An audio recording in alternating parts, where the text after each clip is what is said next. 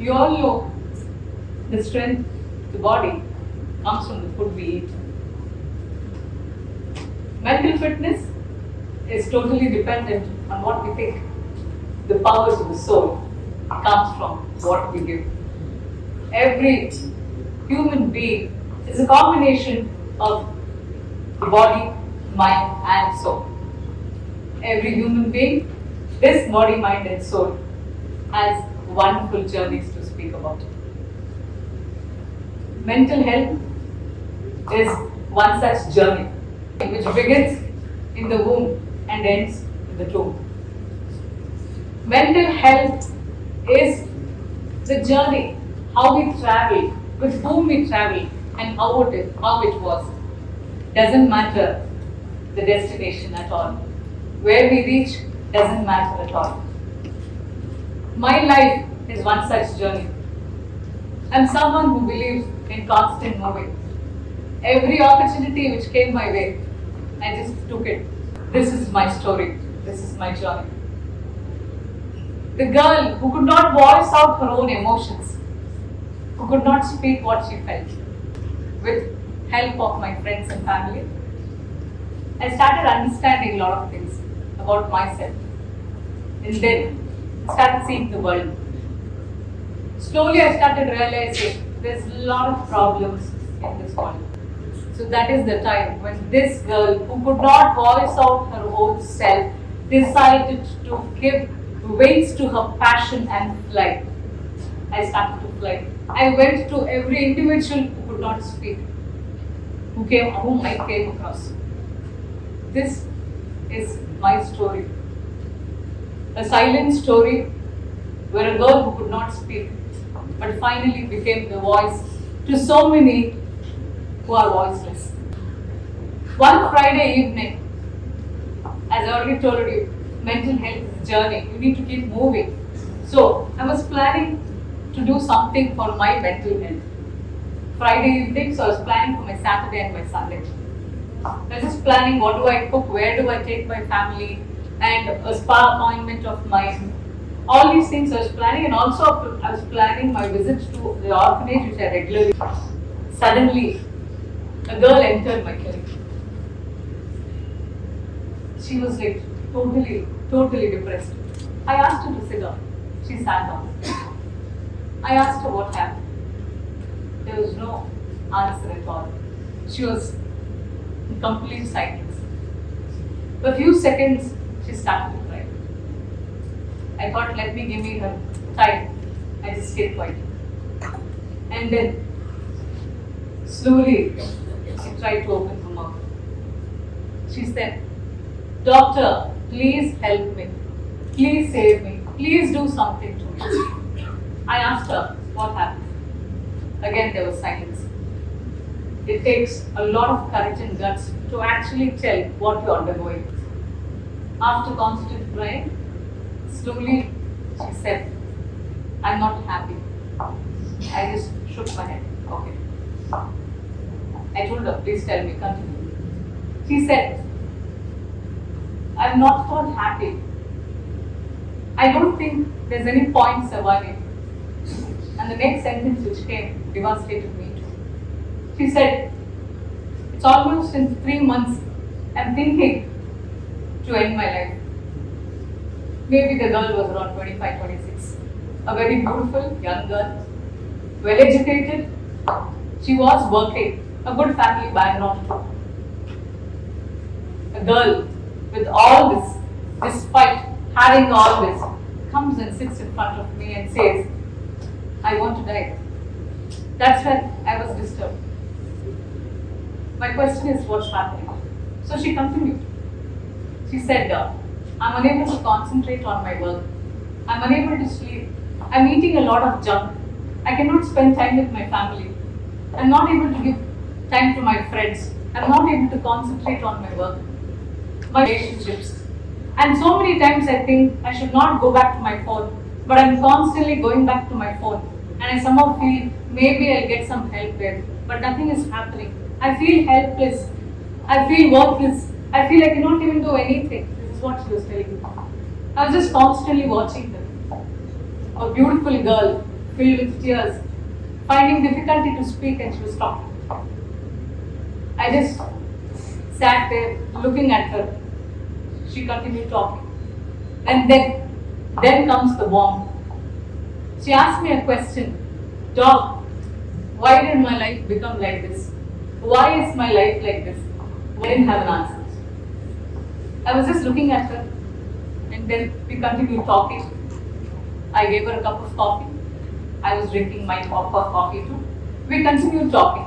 We spoke for almost 2.5 hours, and then I understood the issue. I counseled her, I advised her, and then the only thing I told her is, my dear girl, chill, calm down, and relax. After some time, slowly, she had a small smile on her face.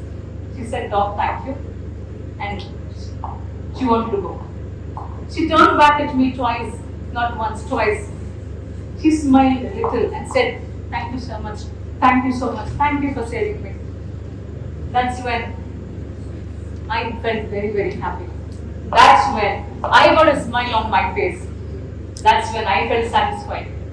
If I would have gone somewhere else, maybe I would have been very, very happy. But I sat down there listening to that girl and tried to help her in my possible way.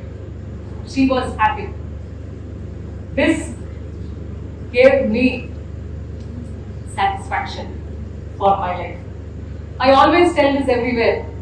We'll all rest in peace one day. We will all rest in peace one day. But before that, let's live in peace. For living in peace, we need to sleep in peace. For sleeping in peace every day, we need to live a life of happiness and satisfaction. She asked me a question. Doc, why is my life like this? I'll also ask a question. Why is it that we're not sleeping peacefully and comfortably? This was the journey of that girl. That was my journey. We all have journeys. Every journey, every story has a lot of things to teach us. A aching tooth, a stomach ache, a pain in your knee, will you be happy? A family member with increased temperature, will you be really happy? Somebody, a relative of yours, a colleague of yours calls you and talks about their problem and says, looks like I cannot do anything, I feel distressed, I feel helpless, will you be happy? Your favorite park or your favorite building is going to come down, it's going to get demolished, will that give you happiness? You see on TV somebody suffering from earthquake and tsunami, will that sight of it give you happiness? The answer is definitely a no. Definitely a no. Definitely a no. Why is this no? Because it's all about being healthy. When we talk about health, everybody thinks it's only the body which does not have any physical illness. Health is just not that. Health is a body without any physical illness and also being mentally fit, emotionally stable, and spiritually inclined. This is health all about. All the examples which I just gave will not make you happy because every situation will make you unhappy. That means every situation will lead to unhappiness. So, for you to be happy, all the 4 dimensions of health in you, within you, has to be there. Physically fit, mentally fit, emotionally stable, and spiritually inclined. So, now I will come to the statistics of abnormal mental health which is seen in the world. Mental health issues. 950 million people across the globe has mental health disorders. Almost around 250 to 260 million people have anxiety disorders.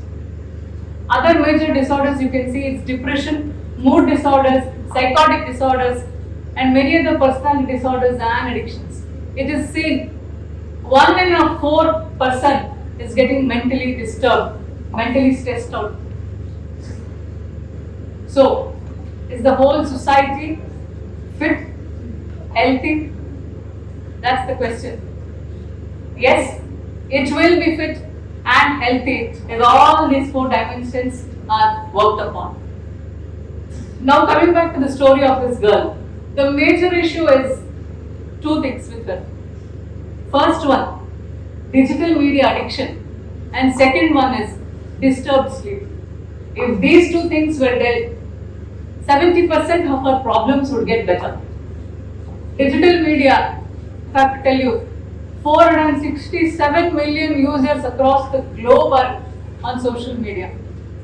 I tell this everywhere. Life is not on Facebook. Life is face to face. Live a life of reality. No doubt technology is connecting us globally. No doubt about it. We are doing wonderful discoveries, wonderful things. We are getting new business, connecting with people. Things are getting easier. Good. Very good. But what about the other major issues we all are facing? The obvious is neglected. What's the obvious? First and foremost thing, by constant attachment to digital media, most of them want to become suddenly famous in very short period of time. And then they are so lost in the virtual world, they think that is the reality. And they are lost in touch with their real lives, their real families, their real friends. Same thing was with the girl too.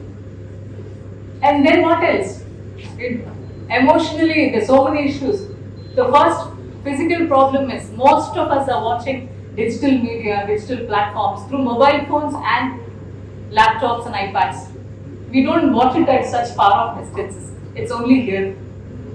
Definitely here. You're spoiling the eyes.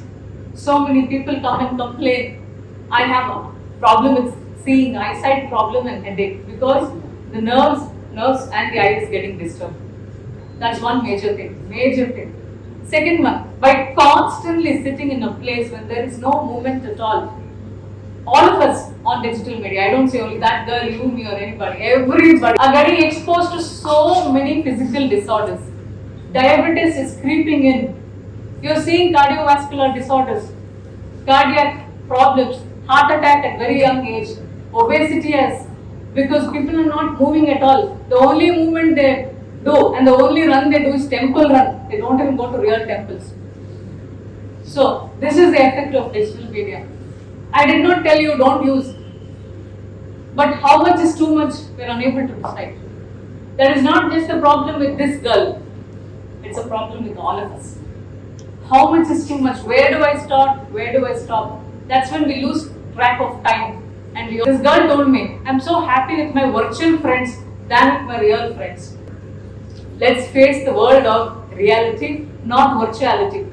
And the major issue, the only treatment for this, what she was facing is, we just wanted her to look beyond the world she was looking into. The world she was looking into is the mobile phone. You should start looking at the world beyond it. The beauty of life can be seen. People are facing crimes, bullying. They want to take the best things. They want to give the best content and putting their life at stake. They say, I need to give my followers things on time. Are you eating food on time? Are you sleeping on time? These questions, maybe they know the answers better. That is spoiling the life too.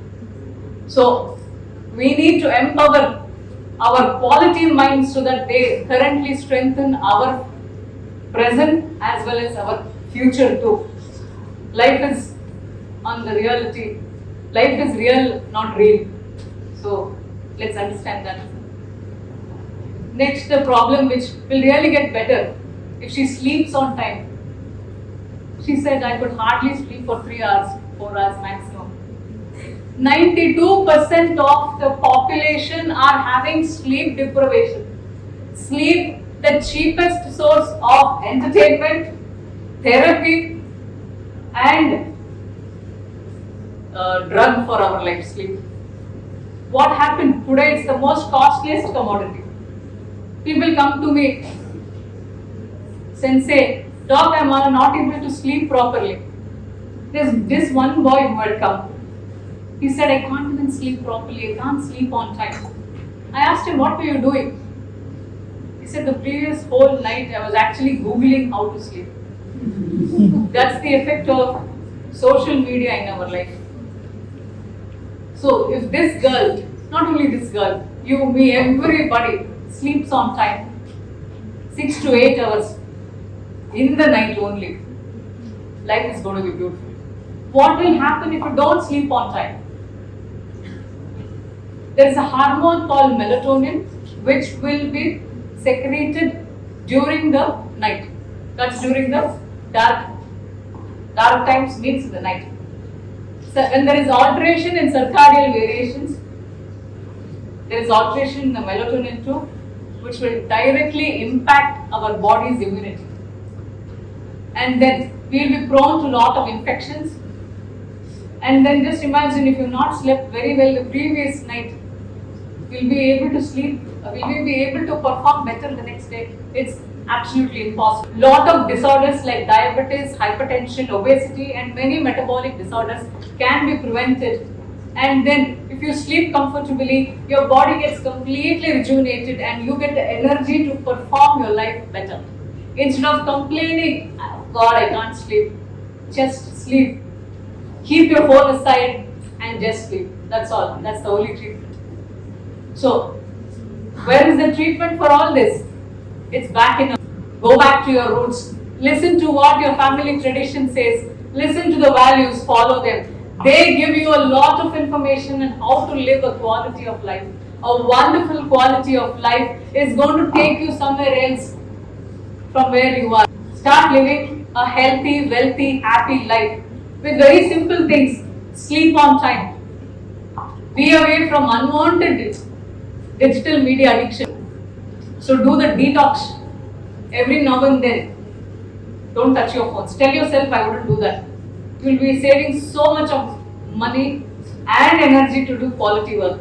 And isn't mental health all about the right feel? Yes. It's all about the right meal. It's all about the simple smile which we see. It's all about the positivity which we need to conceal. It's all about sunshine. It's all about oxygen. It's all about the right people we appeal. It's all about family. It's all about friends. Just let's indulge into all these simple things to have a wonderful, happy, healthy, wealthy, sane and a beautiful life.